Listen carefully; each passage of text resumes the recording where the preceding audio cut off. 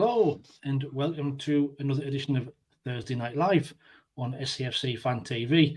Sorry we're a little bit late. We've had a few last-minute technical hitches, but I think we're all right now, good to go.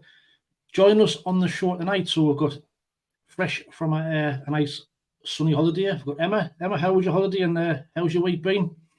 The holiday was spot on, Wayne. Just didn't want to come back. I stepped off the plane and it was just absolutely chucking down in 12 degrees. And it was like, nah, I'm jumping back on this plane. But my week's been all right. Just been back at work and getting in the swing of it, after 3 weeks off work. What more can you expect? Not good. Playing catch up. Not good. Also on the short night, we've got Jack Shields. Jack, how are you doing, mate? How's your week going? Yeah, pretty good. Plenty to talk about, obviously, tonight. 2 away wins, as we're coming on to. Haven't been anywhere on holiday like Emma, so unfortunately I've just been in the northeast. Well, actually, I was in Yorkshire on Saturday. I was at a stag do at Leeds. Happy days with 6 away points in the last few days. And as long as Sunderland's winning, I'm a happy lad. Great time to be a Sunderland fan. Like I said, loads to talk about.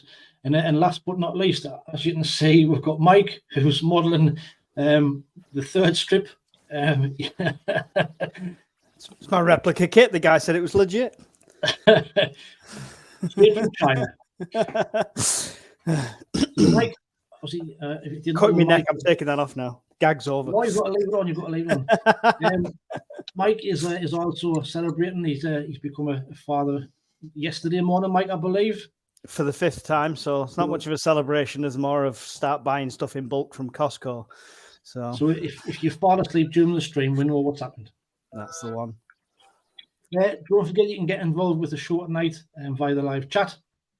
Already in there, we've got Las Palmas Macam. Evening, lads.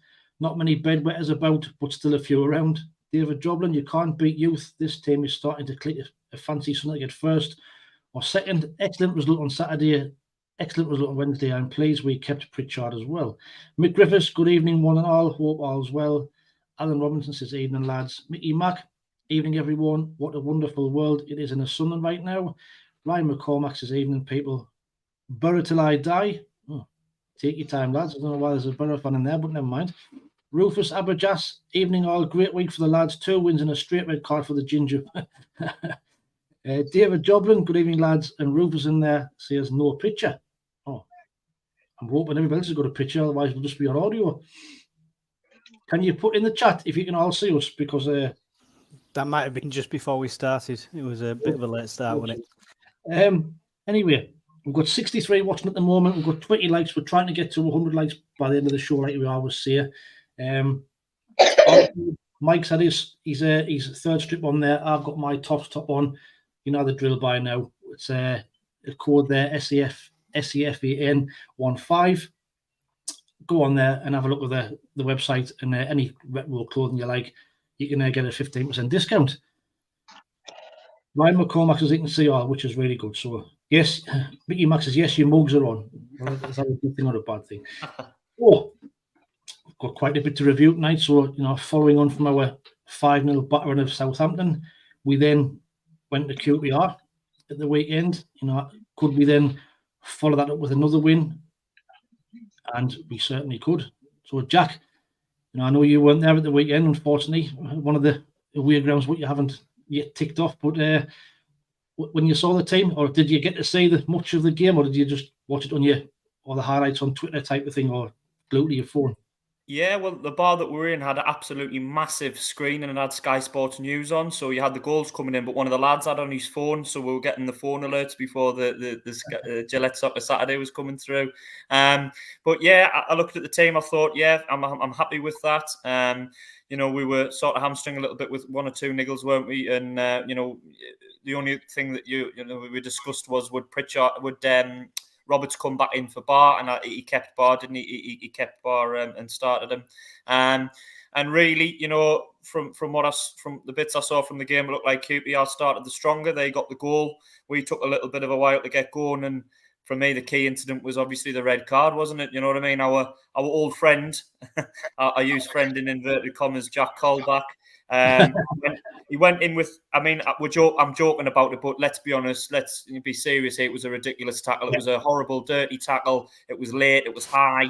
And you know, we're lucky not to have had a really serious leg break there. And it was absolutely a red card. Don't know what the QPR fans were talking about on social media, saying it wasn't a red card and it was a harsh decision. Not sure what game they were watching.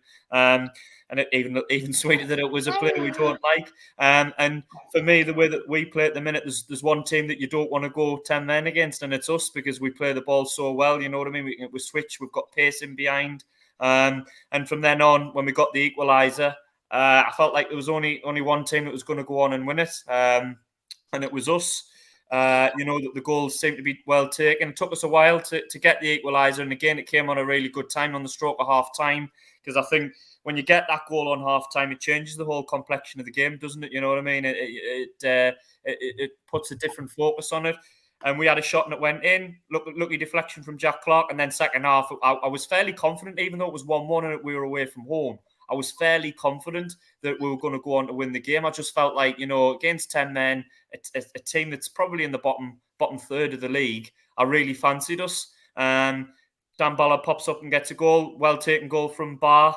And the only disappointing thing is that we didn't get a couple more towards the end. It would have been nice to see Burstow get a goal. But yeah, really, really good away performance, and a good 3 points on the road. You can't complain. Aye, happy days, and well summed up, Jack. Well summed up. Mike, you know, when we saw the team sheet, obviously we knew Huggins was in, wasn't he? So what was your thoughts when you saw that team against QPR? Do you think we're going to struggle? No. To be honest, I had every confidence. I don't know, on my shorts, I actually predicted 3-1. So I actually got that one spot on with QPR. I was happy not to see Dak starting, so we won't go there again. But yeah, Jack Colback did do us a favour. He made it easier for us, but I think we played with confidence throughout that whole game. And I'm with Jack, where I had belief all the way through that. There was no sat back nervous waiting for that last minute goals coming in from QPR. I thought we were in control the whole time. I think we did really well. Great stuff. Emma, I know you were a little bit tired on the game, but I don't know if you had a chance to catch the highlights. I have. What were your thoughts when you saw that Dennis Certain wasn't playing when Huggins was in the side? To be fair, I was actually glad to see Huggins back, because I thought everybody needs the game time. You know what I mean? And on the back of the Southampton when it was like, well, what you got to lose? He can switch it up if he needs to. Do you know what I mean? So I was happy that he was back on the side. I really was. I mean, I thought it was a tremendous game against QPR. I'm gutted I couldn't get down.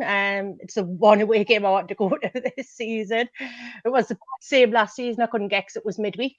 But no, I thought it was a pretty good game. Warned on no threat, in my opinion. And I just wish Lugonine had managed to get a foot in on Colback. I really do. I'm pleased he was sent off, but I wanted Lugonine to get a foot in, and I would rather, and people are going to shout and scream at us for this, but I would rather have 09 went off and broke Colback's legs, to be fair. I mean, after the first 15 minutes, it wasn't looking good, was it? I mean, you know, we go a goal down after, I think it was 12 minutes, you know, a scrappy goal. Probably not much Patterson could do about what was, you know, was throw a load of bodies into the bottom corner. And then obviously Ekwa will lose Ekwa after 14 minutes, and then you think, well, here we go. So Jack, you know, when you thought it wasn't looking good, you think it's going to be one of them days after the first 15 minutes. But I think with our team now, you always feel confident we can get back in the game. Yeah, I think we've got goals in the team, haven't we? Do you know what I mean? It's nice to see a Sunderland team that attacks and plays on the front foot. How long have we been in the Premier League and just been sitting back and, you know, we've been worried what the opposition's going to do to us? And I think now it's the boots on the other foot. You know what I mean? I think teams are now looking at us thinking Sunderland have got some good attacking players, and we look like we can score 2 and 3 every game. Do you know what I mean? I mean, look at the last 3 games. we've scored 11 goals in the last 3 games. You know what I mean? You can't complain at that. And really 1-0 down, even though we weren't playing particularly well, you know, we go 1-0 down and it's no panic, you know what I mean? And I think that comes with having young players in the squad, you know what I mean? They don't worry going 1-0 down, you know, they just think, we're 1-0 down, okay, we'll step it up again, you know what I mean? We'll up the ante a little bit and play at a higher tempo. And we've got those players to match that style as well, do you know what I mean? We haven't got slow, laboured players that are sort of post-30. We've got a young, exciting, fresh squad. So I agree with you. Yeah, I think we look like going 1-0 down doesn't really matter in a game. Yeah, I think we have got goals in this team, and it's nice to see an attacking Sunderland team because in my lifetime we haven't had many. Do you know what I mean? So it's really enjoyable to watch us at the minute. It is correct. The last time I think I seen a team like this was probably the Peter Reid days. You know, the likes of Alan Johnson and that type of thing. So that was the last attacking team we kind of had. Very quickly back in the chat, Keno says, "Can see us." David K says, "Hi lads, 5 unbeaten, bring on Cardiff." David Wilson says, "Evening everyone." Gary Talbot, "Evening everyone." David K says, "QPR fans saying it was a yellow." Muppets. Well, Jack, you've just touched on that. You know, it was an absolutely disgraceful tackle. Emma Hansen, "Evening guys." Alan Hall, "Hello." David Wilson says, "Where's Wee Philly?" Well, you know, Wee Philly's a grafter, but he's hoping to be back on the channel soon. Mick Rivers, the Bern will be signing with Sunderland in the January transfer window, Emma. Neil Foster, "Keep this squad together and the top 2 has to be the aim." Mick Rivers says, "That's not very nice, Emma, wishing you a player to break a leg." Keno says, "Pritchard came on against QPR and dictated the play."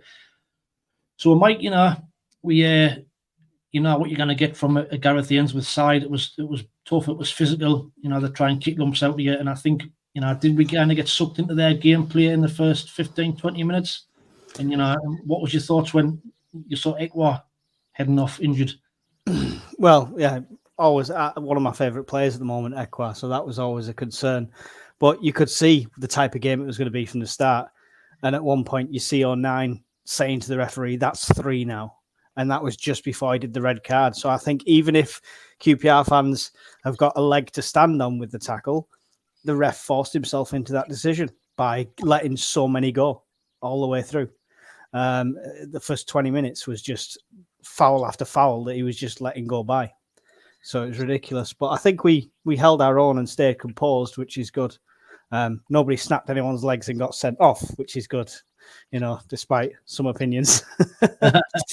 But yeah, it was impressive that we didn't get sucked into that Sunday league pub football mentality that was going on, and we stayed composed. And I think that's what gave me the confidence that we were going to win that one. Yeah, good stuff. Emma, you know, I've just been saying, what's your thoughts on, obviously, when I saw Ekwa going down, and I feared the worst. Obviously, we didn't know he was already playing with a dead leg to start with, but he goes off, and then when you see Pritchard coming on, what was your thoughts? I mean, when I seen Ekwa going off, I was just like, "Oh, nah, he can't," because to me, he's been like he's just been outstanding game after game. He's grown and grown, which we're starting to see towards the back end of last season. So when I seen that he was going off, it was like, oh no, he's bringing Pritchard on. Obviously, Pritchard can play, but I haven't thought Pritchard's up to it fitness-wise lately, if that makes sense. I mean, when Pritchard came on, he seemed to have changed the dynamic of the game, in my opinion. I think Pritchard he went for it, and he proved to be a vital player against QPR, in my opinion. I totally agree. I think he was actually fantastic all game when he came on. And then obviously Jack's touched on the sending off. You know, it was a shocking tackle. And if any player you wanted to be sent off just to make the day of it, the atmosphere better, it would be Jack Colback. And he delivered. Absolutely shocking tackle. And like Jack's already said, you know, we are lucky that Job wasn't seriously injured when you see his back and it was halfway up his leg.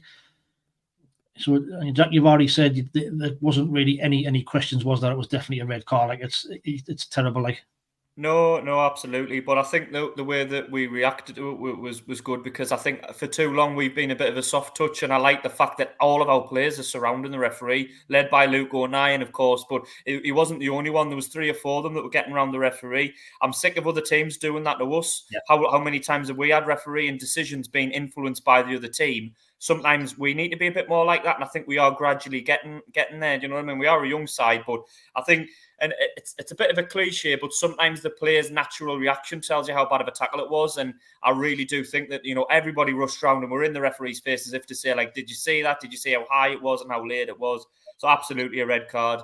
But just touching on Pritchard as well, I think Pritchard's a really intelligent footballer, isn't he? Do you know what I mean? He gets on the ball, he settles us down in the final third, he plays some key passes, and sometimes we can be, because we're a young side, as we touch on so regularly, we can be a little bit rushed in the final third, can't we? We can miss that little bit of composure, and I think sometimes Pritchard's key sort of attribute is that he has that composure in the final third, whether it's just telling us to slow it down, whether it's to tell us to speed it up or put a few balls in, or you know what I mean, playing behind. Whatever it is he does, he's a very intelligent footballer, and I think that comes with his experience. I think we absolutely need to tie him down if we haven't already, and I don't think we have. Someone might put me right on that. I don't think we signed him on a new contract. Absolutely need to give him at least another 1 year deal, because forget his age, regardless of his age, and you might only be able to get 60, 70 minutes out of him, but he's such a key player for us at times, you know what I mean? And it would be absolute madness if we just let him go because he's the wrong side of 30, because he's not about athleticism, so he's not somebody that gets north of 30 and suddenly his game's going to deteriorate. His game's all about getting on the ball anyway, do you know what I mean? So for me, he's a really important player, and I think he showed that. Is he not one of the ones that's been told his contract's not getting renewed next season, Jack? Was it Gooch, Bat and him that they said they weren't going to renew? You might be right, Wayne. I can't remember, but I think it's criminal if we don't give him a new 1 year deal. I think we'd be absolute. It's madness if we can't see how important and influential he is in our team. I think we're mad. I know we've got this model of youngsters, but I think, a 1 year deal for Pritchard, if he takes that, I mean, he might not want that. He might want 2 and 3 years, and that's a little bit different. But really important player for me. I'd be getting signed up straight. 100%, Jack. I totally agree with you. Back in the chat. Keno's just saying the same type of thing. Pritchard came on against QPR and dictated the play. John Dawson says Ahmad is apparently coming in January. I'm not too sure about that, but Ryan McCormack agrees, said he's heard that as well. Keno says recruitment over the last couple of windows has resulted in a team that can now stand up to bully boy tactics. Anthony Brown says we can give Pritchard a new contract after signing Dak. So, Mike, I'll come to you. So on that about Dak. So, Pritchard came on against QPR and he had a fantastic game, dictated the play. So given the choice, I know what your answer is going to be, but given the choice, so bearing in mind Pritchard contract's out next season, Bradley Dak signed a 1 year contract. Who would you keep up the two of them, or would you keep them both? I think Pritchard's earned his spot at the moment, and if Dak can push him out that spot, fair play to him. I'd like to see them competing in general, but you can't say 30's an old player. You've got 37-year-olds playing in the Premier League. It depends on the person. I think Pritchard's proved he's still got that in his tank and he's got that drive. And with the side with all young players, you need one or two of them old heads, those wise football players, to then calm them down, keep control of the situation. I think Pritchard's an asset, and I'm with Jack. They should definitely be signed for a year at least. Yeah, 100%. That's three of us agree. Emma, do you agree with that? Do would you be giving Pritchard a new contract? And like you say, what you saying what he did when he came on against QPR, he kind of changed the game. And I thought he was fantastic when he came on. So, what's your thoughts on Pritch? At this minute, Pritchard over Dak, but Dak could prove us wrong throughout the season, depending on the more games he plays, if he gets better. But right now, for me, it's Pritchard over Dak any day of the week. Great stuff. Very quickly, we've got 77 watching, 44 likes. Don't forget, please hit that like button if you don't mind. Trying to get to 100 before the end of the show. So we're heading up to half time. Obviously, we're starting to get on top. We're starting to dictate the play. We're getting more momentum thanks to Pritchard, and then we get a goal right at half time. Jack's probably the best time to score on it. You get a goal right on the stroke of half time, and it kind of knocks their plugs in. Absolutely, yeah. We did it last night as well, didn't we? And I know we're going to touch on that later. Yeah. We did it last night as well. It's a great time to score. But yeah, because I think even though we were all confident, it's we're still 1-0 down. We still got to score 2.5 to get the win. But And one thing I've touched on in the last few weeks, I'm going to say it again. Sometimes a shot from outside of the box can take a deflection, or you can have a keeper spillage. And I think now we're starting to realise the value of that. I'm all for playing in the right areas. I'm not saying shoot over the bar, but we have overplayed in the first few weeks, and now I think we are starting to see opportunities. And yeah, it's a little bit of luck. Would it be going in if it doesn't sort of hit the deflection of? I think it was Steve Cook. Possibly not. Possibly wouldn't. But that's the luck that you get sometimes. And yeah, you're right. Great time to score. 1-1 knocks the stuffing out of them going into half time. They didn't hang on, and then second half set up for us to go and dominate and win the game. And that was the hope, and that's the way it turned out. But yeah, it was a cracking time to score. Really good time to score, because it changes the whole complexion of the game for me. Yeah, great stuff. Also, we haven't touched on as well. It was also Mason Burstow's first game, wasn't it? It was his debut. So, Jack, what was your thoughts on Burstow's first half performance? Well, like I say, I didn't see it fully. From what I saw, he looks a little bit raw still. Do you know what I mean? I thought that last night as well. He looks a little bit raw. He missed a couple of opportunities. I think he might just need a few games. You know what I mean? A few games of running the side, regular football, get up with fitness. I'm all for him playing. You know what I mean? Because I think there is a player there, but for me at the minute, he looks just a little bit on the raw side. Yeah, I agree. I think, like you say, but he hasn't played much first-team football, like men's football. He's been playing the under-23s, and for Chelsea. But Mike, what was your thoughts on Burstow? I think he looked like a decent player. Would you have rather have played Hemia over? Jury's out on that. To be honest, between him and Hemia, I'd give them 50-50 on time, just to get them both up to that kind of level. I don't think he's at 90 minutes at this level yet. Apparently, he's knocking them away in training, and he can't even miss once in training. He's doing really well, but it just seems he's lacking that confidence either in himself when he's against 11 men, or just the experience at the moment. I think it's just a little bit of both. I think he needs to get up to speed with the physical side of the championship, doesn't he, really? Quickly back in the chat before we go to Emma. DJ Sizzler Watson says, yes, he's not being given a new contract. David Joblin agrees with Jack. Anthony Brown said he'd play Pritchard over Dak. David says Pritchard is in the top 10 championship players. I've seen them comments about Ann Summers. Jack, you didn't buy that from Ann Summers, did you? Absolutely. I got it from the club shop, actually. But I sort of understand what he's saying. But yeah, I think we need to move on after that one. On that note, Keno said it's funny, isn't it? We now have 4 strikers, but feels like Mowbray actually prefers us playing as we did last season with no striker. Well, we'll probably touch on that in a bit. He did make some comments about the team's quite settled now with playing without a striker, so it'll take some getting used to. But Emma, when you watched the highlights back, what was your thoughts on Burstow? To be honest, I'm not really sure what I make of him yet. I think I need to see him play a bit more. So come back to us in a few weeks when I've seen him play a bit more, and I'll give you an honest answer on him then. I think it's too easy. I think it's too early to tell in it, really. But back in the chat, Banks and Bells, there is great passion being shown by the lads at the moment. Hume shouting, well, I can't say that. Fancy swear on the chat. It's disgraceful. Off to the away fans was funny. I didn't know if you've seen that. I think when Ballard, I think it was when that Sinclair Armstrong, it threw Ballard across. You seen Hume run towards the fans, and he was just giving them what for. Like, did tell them to F off, which I thought was quite funny. Anthony Brown has 11 goals scored, none by a striker in 3 games. Well, that kind of says it all. So we'll come out second half. Jack, you've already touched on we dominated from there on, didn't we? I don't think the result was ever in doubt. I don't think Patterson had much to do, did he, in the whole of the second half that I can think of? And it was all us when it was one-way traffic.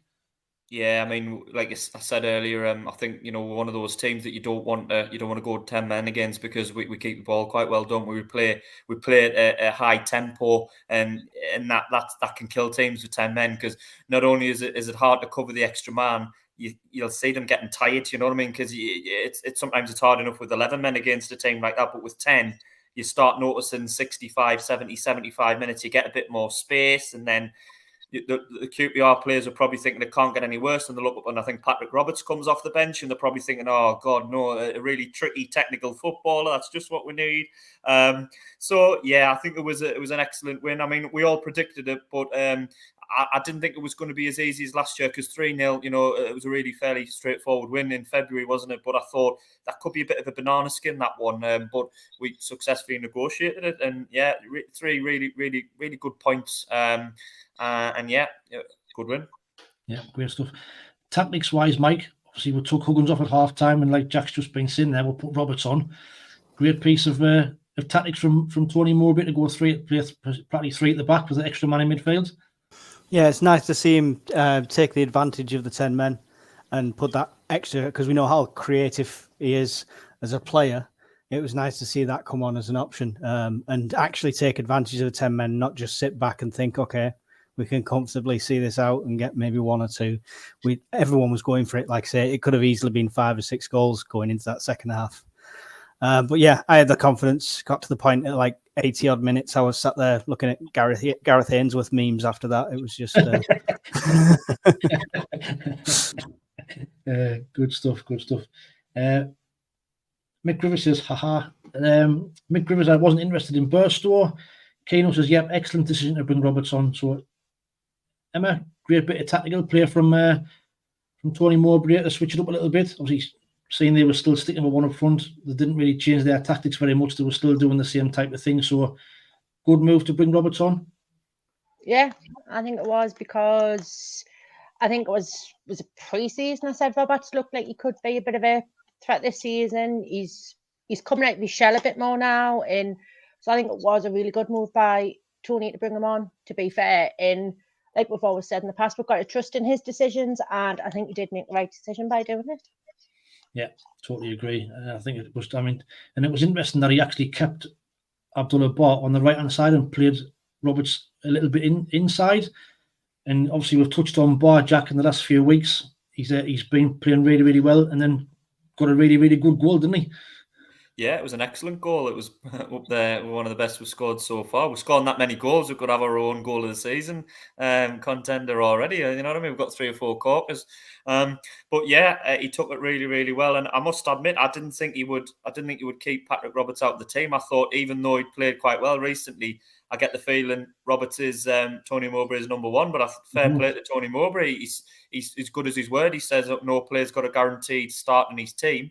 He's given him another option, hasn't he? And I think you can see already he's improved even since the first game of this season. You know what I mean? He's had 2 or 3 games now, and he looks better on the ball. He looks like he knows when to take players on a bit more. He looks like he knows when to release it.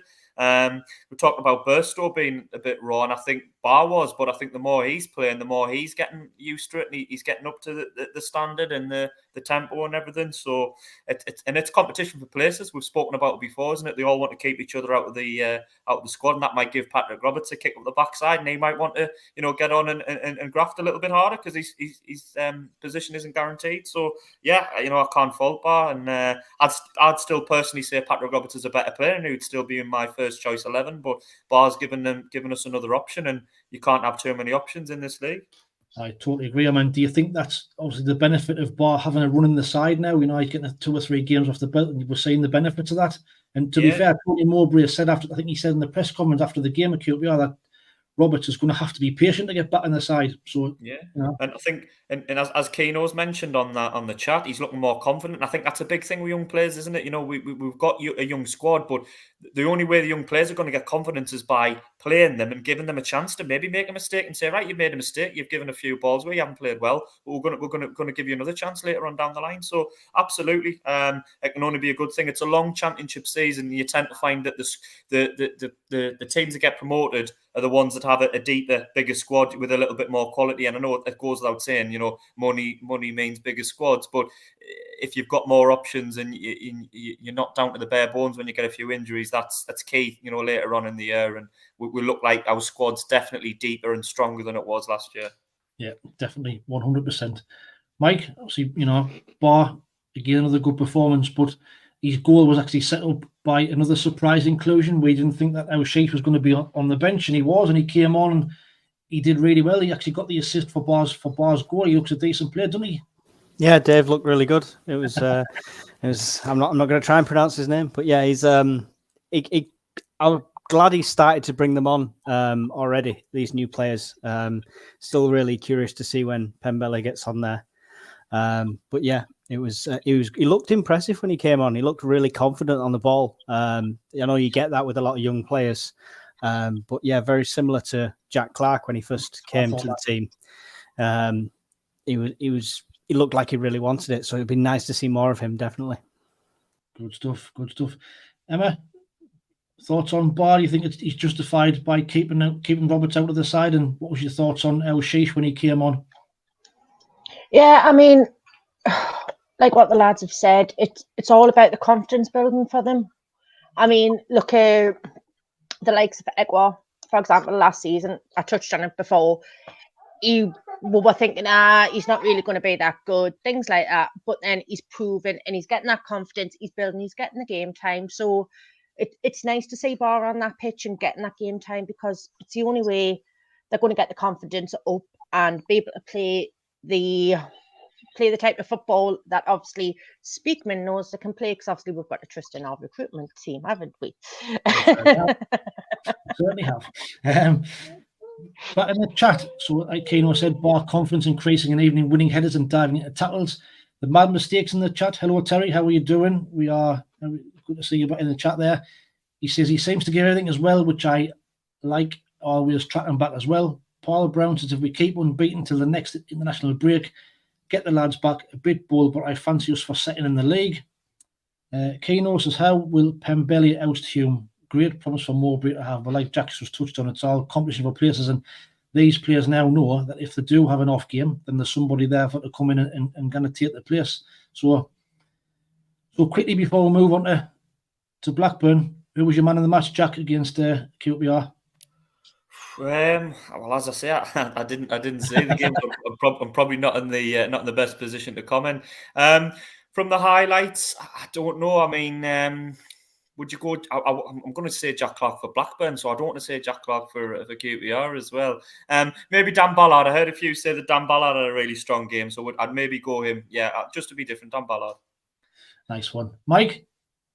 Man of the match.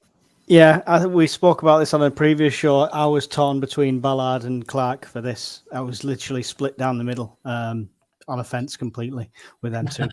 But I'm probably going to look at Ballard for the next game. So Jack Clarke for this one. And Emma, who was your man of the match against the QPR? I'm going to completely disagree with you all and go Pritchard. I thought once Pritchard came on, Pritchard for me. Pritchard for me, I thought, I think he came on with a point to prove. I thought when he came on, he dictated the play and he made things happen. So for me, Alex Pritchard would have been my man of the match for QPR. But then, we move on to Blackburn. It's a case of can we keep on with the results and look for 3 on the bounce. Unbelievably, there was a stat before the game. Could we actually go there and make it 3 wins in a row since the first time in 2014? And even in League One, we still couldn't string 3 wins together. So, unbelievable stat. But Jack, obviously you were down there this time on Wednesday. And what was your thoughts when you saw the lineup? Obviously, we knew Ekwa wasn't playing, so Pritchard came in for that straight swap on it. Yeah, it made sense, didn't it? I think it was an obvious one, but I think in terms of the lineup, me personally, I thought that we did look a little bit vulnerable in the middle, because I think Bellingham was wanting to get forward a little bit more, and I don't know whether his position was meant to be the holding one alongside Dan Neil. So for me, I noticed it a little bit last night. You notice how good Ekwa is when he doesn't play. Do you know what I mean? He didn't play last night, and I felt a little bit more vulnerable in the middle. But onto the game, I thought Blackburn battered us the first 20 minutes, didn't they? Let's be honest, we were absolutely clinging on. I think what teams are noticing about us as well, we press high up and we like to get involved, but we are vulnerable to a ball in behind. Teams can get it. If teams can get it quickly, get it wide, there is a ball in behind for us, and that's something we need to sort of monitor. Because I've noticed it against Preston early in the season, and then I noticed it again last night. 3 or 4 times Blackburn played that ball in behind. And really, it was a mixture of sort of bad finishing, last-ditch defending from the likes of O'Nien and Ballard, and a little bit of luck. We carried a little bit of luck not to go 1-0 down. But yeah, against the run of play, we get the penalty. Was it a penalty? We'll probably discuss that. Possibly a little bit soft, but we've seen them given, and you shout for it. and we get that goal. And then from then on, we played a little bit better. But first 20, 25 minutes, I was stood there thinking it was only a matter of time before Blackburn score here. Thankfully not. I thought we were in for a really, really long night when I seen the first 15, 20 minutes. We just couldn't get out. We couldn't get hold of the ball. We kept being sloppy. And that is, Ekwar does do that. He gets on the ball and he slows things down. But Emma, did you think it was going to be a long, long night? They started off really, really well, didn't they? I did. Honestly, it was just like Demi breath. It was just like, I thought that we're going to get absolutely slaughtered. I honestly thought we were going to get slaughtered. And obviously, when we conceded the goal, I was like, nah. I wasn't very happy. But if you notice, we only conceded when Ballard was off the pitch. When we went out to the 10 men. Typical. We got an injury. Mike, obviously, the first 15, 20 minutes was a really, really tough 15, 20 minutes. I think Ballard blocked 2 in the space of 2 or 3 seconds. But was the goal offside? It looked a little bit dodgy to me. It's hard to tell that EFL cameraman, isn't it? You never get that angle down the line. That's the nightmare with it. But he looked quite far forward. But technically you've got to give, unless it's Sunderland, you've got to give the striker the benefit of the doubt. That's the rule of thumb. But I mean, I've only just literally watched the game because, as you know, my take on the game was highlights from Emma coming through the chat and you guys, and watching the Mad Mistakes live stream and his awesome reactions, which was great. Kept me entertained. Thanks for that, Terry. With regards to what Jack said, it's actually, I was having a quick look there. It's actually come down that it's 4-1-4-1 we played. So it was supposed to be just Dan Neil in the holding. That's how Google interprets it anyway. So whether that's intentional or it's just because Bellingham and Pritchard pushed up, I don't know. Well, I think if that was the case, I think maybe we've got the first time in a while that we could say maybe Mowbray got it wrong, because I think there wasn't enough protection in the back four for me. Because Dan Neil, as good as he is, he's not the most physical. He's not someone who's going to tear into tackles and chase up and down. Dan Neil's ability comes when he's actually on the ball for me. So I think that might be something. We slightly got away with it first 20 minutes last night. And that might be, Mowbray's an intelligent bloke. He'll probably looked and thought, well, I tried it. We got away with it. I'm not going to do that again. I'll work out something better than that. What that is, I don't know. But if that was the setup, then he slightly got it wrong for me. I don't want to be too critical of him, but yeah. Yeah, I agree, Jack. In the comments, Anthony Brown says we should have sold Ross Stewart last season. We've been unstoppable since he left. Conrad Tanks says evening or late to the party. Ryan McCormack also says he's heard Blackburn's goal should have been offside. Anthony Brown says if that was fit for Blackburn, do you think Mowbray would have picked him before Pritchard? I think he probably would have picked Dak if that had been fit. I think he got it wrong with playing Joby further forward. Thankfully, he switched him in Pritch and we managed to get a foothold in the game. So we've just touched on there. We'll get back in the game through the penalty. We scored a penalty. Was it a penalty? Like I say, it might have been a little bit soft, if you like, but like you say, we've seen them too many times given against us. So the referee seemed to point to the spot without any hesitation, didn't he? So, Jack, do you think it was a soft one, or do you think it's a Stonewaller? Definitely not Stonewaller away, and I think it was a little bit on the soft side. All of our fans are going to say there was contact, and there was. Jack Clarke, as good as he is, he's quite a clever footballer. He's sort of one of those that initiates it sometimes, and he knows when to go down. And he is going to come across because he's probably going to get a few bookings now and again for diving. But it's like he's that quick and he's that much of a threat. Players do sort of give him a nudge, and he is a bit of a theatrical diver sometimes. So, but really, I thought it was a little bit on the soft side. You shout for it, don't you? I was in the away end shouting for it, as were 2,500 other Sunderland fans. But I don't think any of us expected it. So it was a nice shock when he did point to the spot. And sometimes with referees, I hate to think it, but I sometimes think they even it up. So if there's a debatable one for the offside, he maybe thinks, well, I gave Sunderland one for the penalty, and I'm going to give them a sort of half debatable one for the offside. I don't know if it goes on. Obviously, I'm not a referee, but you tend to feel that sometimes referees do want to even it up. So maybe he thought there was a hint of offside, but the crowd getting on his back a little bit, and he's already given Sunderland the penalty. That's maybe was in his thoughts when he allowed the Blackburn goal. But Emma touched on it and I agree. Dan Ballard should have been back on the pitch before the play started. So we were missing our key defender, our key physical defender. And the referee started the game without. There was an opportunity to put him back on the pitch, and he didn't. He let him stay off, and then Blackburn scored. So I was a little bit frustrated with that more than the offside, to be fair, because I thought that wasn't great refereeing personally. Yeah. I agree. So this ruling where you get a player off injured and they've got to wait 30 seconds to come back on, it penalises your own team. It's absolutely crazy. And very quickly back on the chat, Conrad's finally made it home. Finally made home from the lovely traffic on the A1. Woodsy 92 says 100% penalty. The Blackburn players didn't react. Colin Major, Ballard, man of the match last night. Conrad Tang, penalty to me. No protest from the Blackburn players. Anthony Brown said it was more of a pen against Blackburn last season, in my opinion. Jack, I mean, I didn't see many appeals from their players. I mean, that's the kind of when you can kind of sense if it is or not. But there wasn't really too much appealing from their players, was it, when the ref gave it? Well, I didn't say the reactions, to be fair, Wayne. So I can't comment on that. I'm only giving my opinion. I mean, I didn't think it was a stonewall. I thought it was one of those 50-50. Like I say, you shout for it. You always shout for it. But for me, it wasn't the most nailed on penalty you'll ever see. But I was down the other end. Like I say, my view of it wasn't great. But from what I thought, I thought it could have gone either way. I was pleased to get it, mine. Don't get me wrong. Oh, 50-50. Mike, your opinion, was it a definite penalty, or was it a little bit of a one could have went either way? I'm not saying it wasn't like a soft touch, but it was the ball had long gone and he made contact. It's any ref's going to give the penalty there in that situation, and unless he sees a blatant dive, that's going to be given every time because it was just too far. It was coming away from goal. It was too far. It was a stupid tackle on Blackburn's part, to be fair, because he was going the opposite direction. So it was stupid. So it deserved a penalty for their stupidity to punish him, in my opinion. Yeah. Emma, so you've seen it. Was it a penalty in your eyes? You're on mute. You're doing a Terry. With my tinted spectacles on 110%, but with them off, I kind of agree. We would shout for it. No matter what, we would shout for that penalty. But I think it was a bit of a soft one, but I think it was a deserved penalty at the same time.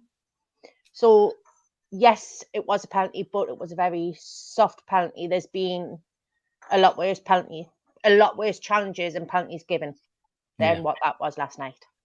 Totally agreeing. Like Jack's just said in the chat there, ref has the final call. So we had a Stormwaller last year at Blackburn before they scored the second. That it was absolutely nailed on, and that was, in my opinion, much more of a penalty than the one that we got. Different referees, different games, but I think in that game we had a Stonewall penalty. Then 30 seconds later, they went up their end and scored to make it even worse. But that was absolutely nailed on. Whereas that one, like last night, I'm not like to say it could go either way, but we got it.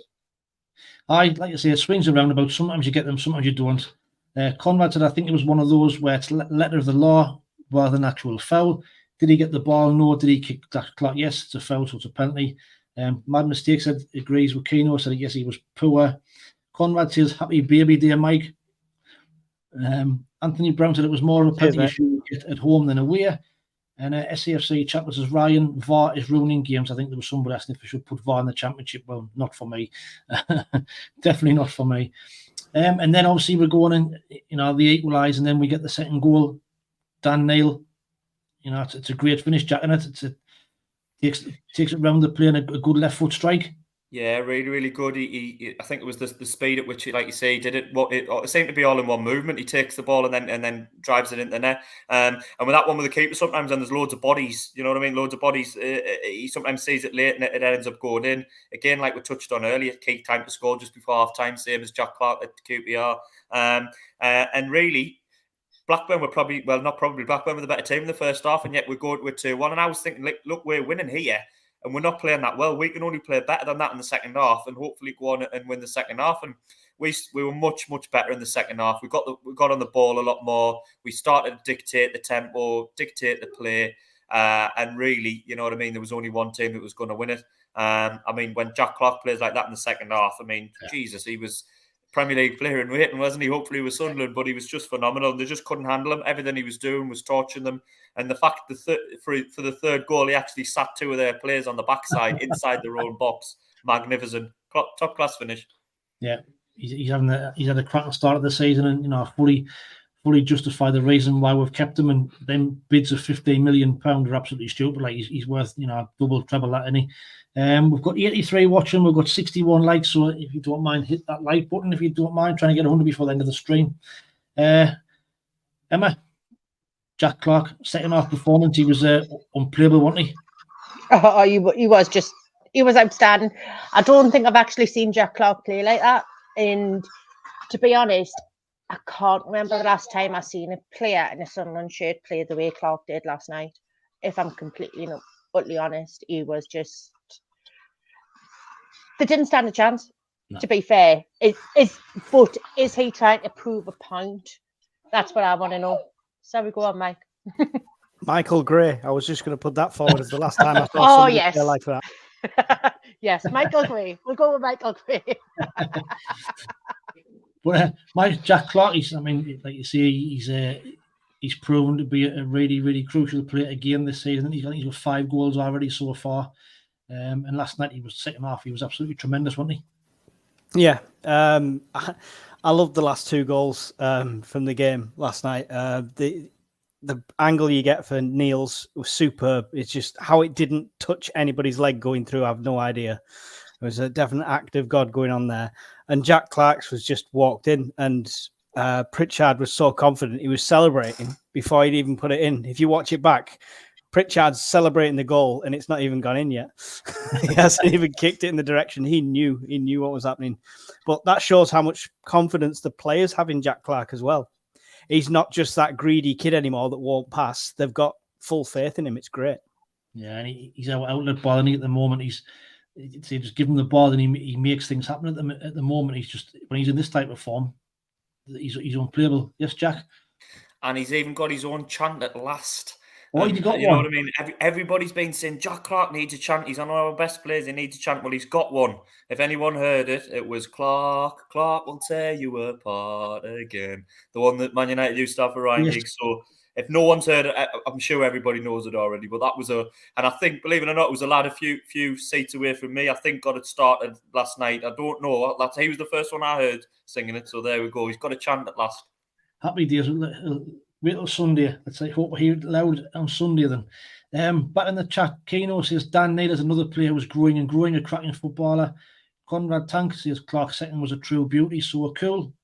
Keno says, for me, Jack Clarke looks like he's enjoying playing football with these lads. Well, that's, there was rumours of him being unhappy. Wouldn't there be if he's not getting a move to Burnley and what have you, but he's not playing like a player. Unhappy Jack, is he? He looks like a player who's proper enjoying his football.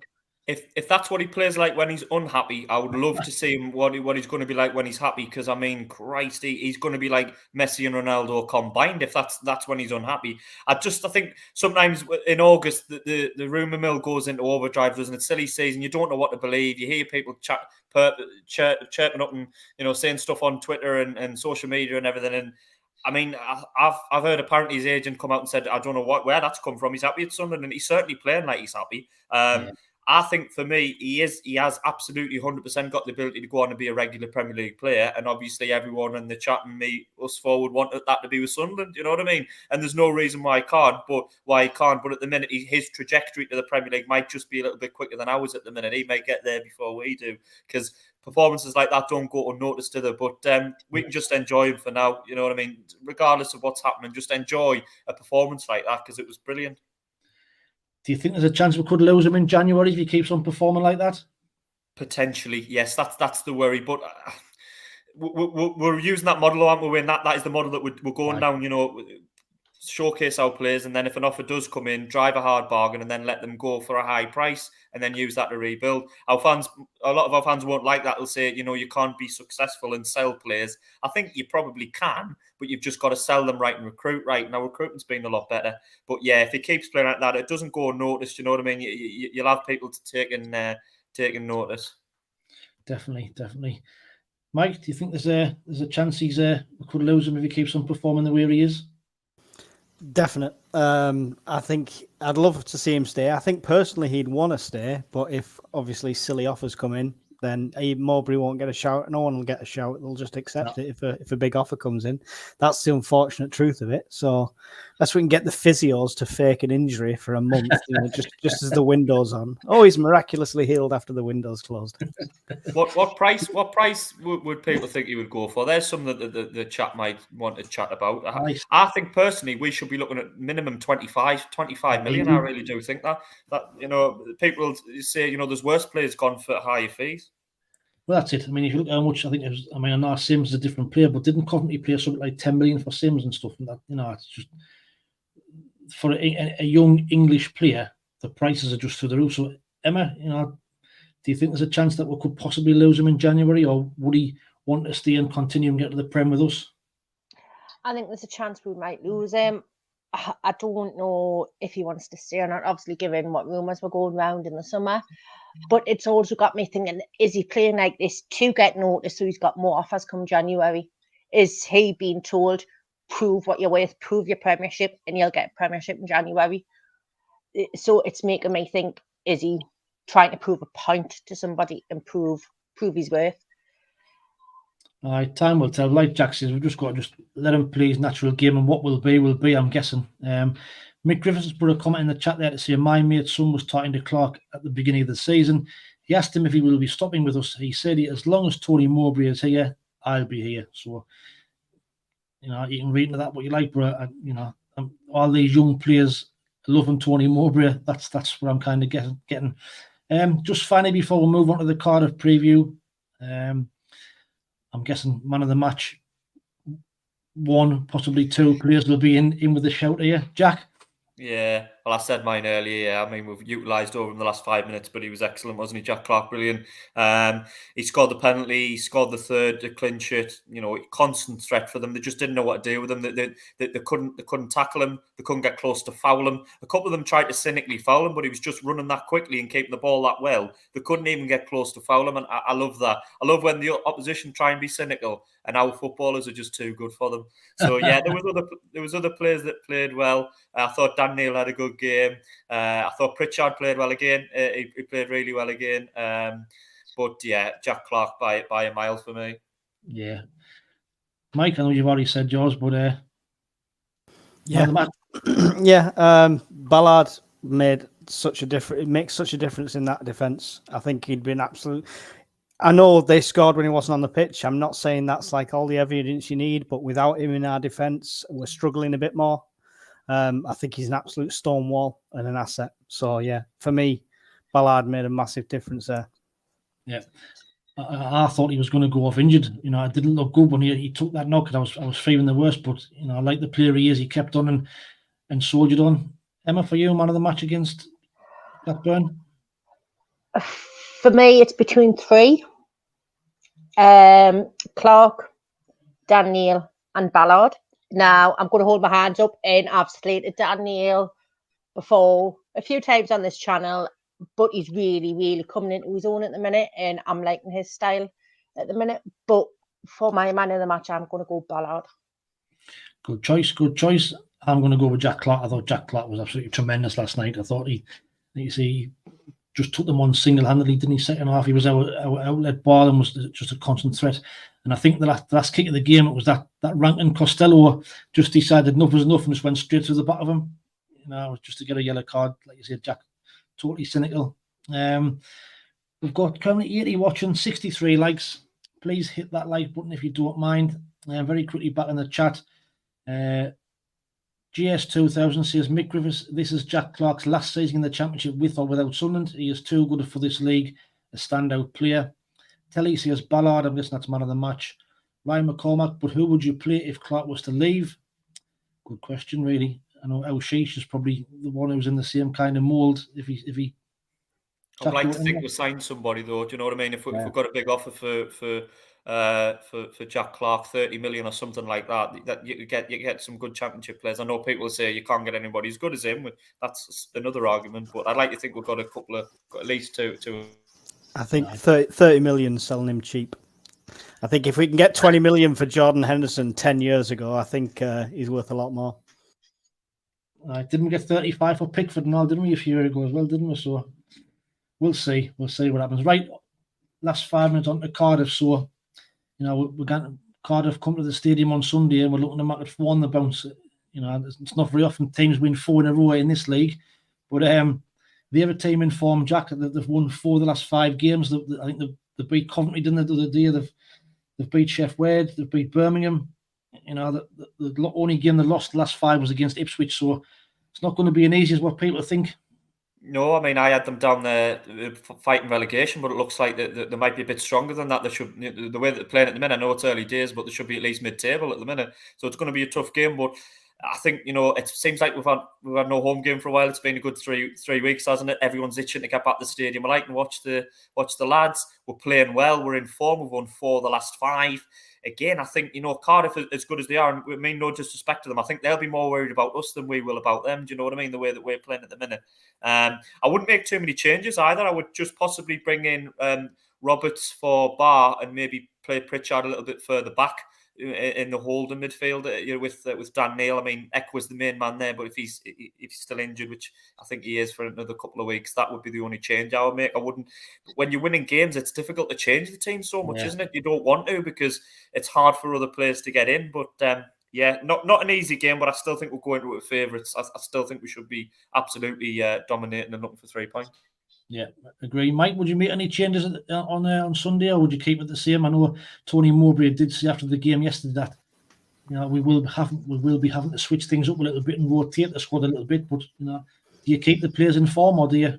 Yeah, I'm with Jack where we need that help. With Dan Neil doesn't belong on his own in that holding midfielder role, so a bit more support there. Cardiff are a good team, like you say, but I genuinely think they're going to be scared coming up to the stadium. Like they're coming to our house and we're on form, so the psychological edge I think we've got. So it's just making sure we don't put out a silly team and make stupid mistakes. That's here's what it is. We're missing bad mistakes, Bordy. That's what we're missing for this team lineup. Emma, would you make any changes on Sunday, or would you keep it the same, or who would you bring if you were going to make some changes? Pretty much what Jack and Mike were saying. The only change I'd probably make would be starting Roberts. To be fair, keeping him on the pitch. Maybe he's resting Bar, bringing Bar on. Maybe he's the 70th minute. So he still gets that run and he still has that same sort of impact. But I'd change the starting lineup by bringing Roberts in.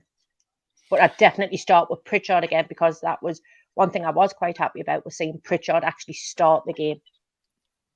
Jack? I was just going to say there's an argument as well for Semedo in for Burstow. Conrad Tanks mentioned it. I don't know if that was what Mike was going to say. I was just going to say who would keep Burstow in was the question. Because he looks like as much as I say I want to play him and give him minutes and give him confidence, he snatched it a couple, hasn't he? So that's another argument. Does he stick with Burstow or go in for Semedo? Let's wait and see. That's the beauty of options, isn't it? You go to the game, you're not sure, and it's a good talking point. I mean, this is the thing now. We've now got them options, haven't we? I mean, going back to the QPR game, I mean, Hemia should have scored ahead of one. He was 4 or 5 yards out. He should have scored, but I don't know. I think you can probably play them either or. I mean, what's your thoughts on Huggins? I mean, I've read a few bits on social media today about Huggins having a poor. I mean, you were down there, Jack. Was he poor last night, or was he just they were just playing so well? He struggled in the first half. As I mentioned, Blackburn were playing that ball in behind, and they were giving it that right winger, and he was getting the better of Huggins. I'm not going to lie. He got past him 3 or 4 times, and I wouldn't say Huggins had a really bad game, but he just, for the first half particularly, he seemed to struggle against their right winger. Second half, we got on the ball more, so he didn't have to defend as much, but he did have a bit of a slow, poor first half. But yeah, I don't know. I don't know if it warrants dropping in mind. I mean, that's maybe a bit harsh. I don't even know. Is Shirkin fit? Is he back? Is he back ready yet? Or not? I don't think so. I think it's going to be another 3 or 4 weeks for certain. Yeah. So, how many likes are we on, by the way? How many likes have we got? 100 or 66 tonight? We are. That's a little bit low. Come on, give us a like, man. Get us towards a century. Anyone know is Rusin ready to play yet? Well, Rusin still hasn't got his work. He hasn't got his visa, so I don't know what's happening there. It's a very, very strange situation. I think it's coming on a Go Northeast bus, that, isn't it? Megabus. Yeah. Anyway, score predictions. Jack, what's your score prediction for Sunday? Well, I think we're in form, and I think we're confident, and I can't see anything other than a Sunderland win. I've never been as positive in a while watching my team. I'm going to go 2-0. I think we'll get a goal in the first half, goal in the second half. 2-0 Sunderland. Like your style. I know, Mike, we're scoring goals for fun, aren't we? Like we said, I think we've got 11 in the last 4 or 5 games. So, what's your score prediction for Sunday? 4-0. 4-0. I like your style. 4-0. I like your style. 1 in the first half, 3 in the second. And is there going to be a centre forward get a goal, or are they going to come from Jack Clarke?